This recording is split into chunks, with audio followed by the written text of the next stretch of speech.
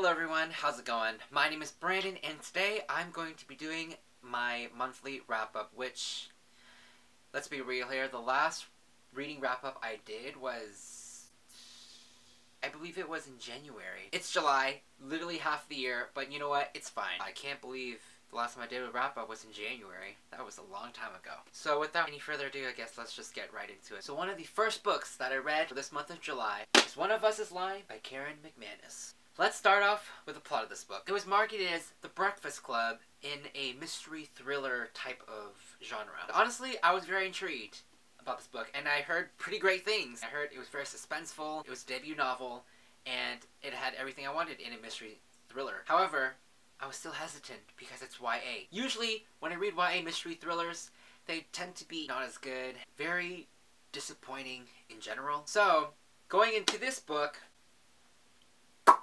was a bad idea. First of all, let me tell you the plot. It's about 5 teenagers who are in detention. One of them dies. Obviously, one of them has killed him. This whole mystery here is literally set up in the first 50 pages, and I was instantly hooked. I thought it was gonna be great. It had an intriguing premise, and it was actually going pretty well. After, the first 50 pages or so, it just crashed downhill into a pile of shit. This book was just so cheesy and cringeworthy when it came to the characters. Most of the characters fell into, such severe, deep tropes. It was recycled over for me again.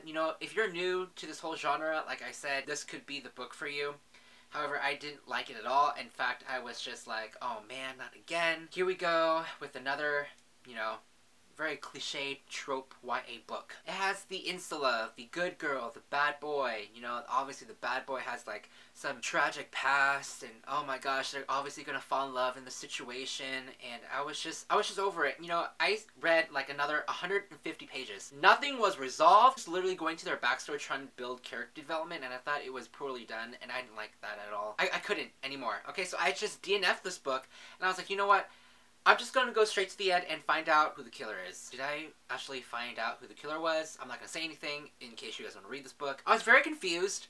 I didn't get the full twist of it, I guess, but that's because I probably skipped to the end. However, after, reading all the reviews of this book, I found out that this book actually has really harmful representation. It handles mental illness and sexuality very poorly, and going so far as to use them as plot devices. So I was just like, nope, I am glad I DNF'd this book then.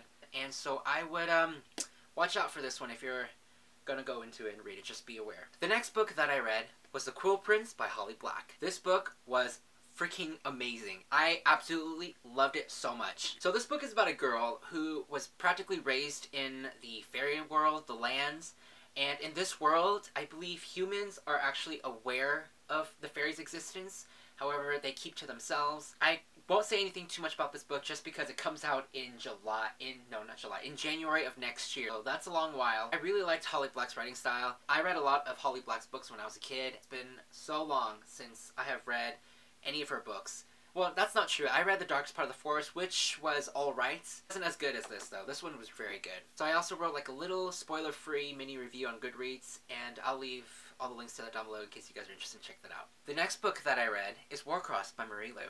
Okay, I just want to say and start off that this book was amazing. I absolutely loved it. It's probably one of my favorite books by Marie Lu. I was not a fan of her books, actually. I did not like the Champion series or the Young Elites. I thought both of them were way too overhyped. However, Warcross changed all that for me, and, I'm so excited that this book is not a standalone. I thought it was going to be a standalone, but it isn't. I believe there's going to be other books in the series as well. So if you're looking forward to this book, as a standalone, you might be disappointed it's not, because there's so much going on in the world with the plot that I don't think it can be a standalone. So if you don't know what this book is about, it's basically about a girl who is a bounty hunter, and she's a hacker. In this world, there's a virtual reality game called Warcross, and so she accidentally glitches herself into the game, and the owner of the game, basically, instead of arresting her, he asks her to help him as a spy so that she can help out with his security hardware problem. That's pretty much all I'm going to say. And it was so good. The action was just amazing. It was just action-packed, and the world itself was just fantastic. Marie Lu did a really great job. The main character is Asian, and it's just so many great things in this book, and I cannot recommend it enough. It comes out very soon. It comes out in September, so definitely watch out for this one, and I can't wait to get a finished copy because a lot of people didn't really like the cover, And I'm just really surprised because I absolutely love the color. I think it's really cool and unique. And if you guys like virtual reality games, and I feel like that isn't a topic talked a lot in books, aside from Ready Player One, which does have similar vibes, I honestly think this one might be a little bit easier to get into if you haven't read a book on that topic yet. Ready Player One is very heavy and congested, I think, but this one is a much lighter read, so I would recommend this first in case if you're wondering which to get into. Last and not least, Roar by Cora Carmack. Let's talk about this book for a second. So this book was really hyped for me. I heard the main character was super badass, it was non-stop action, there was a lot of magic, and just everything awesome in this book, and I was so hyped to read it, and I read it, and I was just like, you know what? Enough with the hyped books. I honestly can't trust anyone when they say this book is so freaking amazing. You know, which is ironic in itself because I'm just like, oh, this book is amazing, so, you know, I don't want people not to trust me anymore. But you know what? Overall, every time someone says this book is so good, usually, I don't know, 60% of the time when I read the book, I'm just like, it was okay. Calm down. So it's safe to say that, you know, this book was slight of a disappointment. Here's the thing. Going into this book, though, it had such a great premise. Same as One of Us is Lying. However, I think where that book failed, this book, you know, sort of was dangerously balancing on the beam there. But close to the end, I was very close to DNFing this book. The last 10% of the book really changed the whole perspective. And you know what? I cannot wait for the sequel. I just like, really? Why did you do this to me? Because the middle of the book, it was just so boring. It's just so annoying and frustrating to read because, you know why? The author, she has written a bunch of contemporary romance books. And this is her first fantasy novel. And there was just so much romance. It just heavily focused on the romance. I was just not here for that. I was like, I'm not here for the romance. Okay, please just stop. And the romance was so cheesy and cringeworthy. And just let me talk about the men in this book. Both of them were just so egotistical, manipulative, and controlling, and just so annoying, frustrating to read. I just wanted to slap the shit out of them. They were so stupid.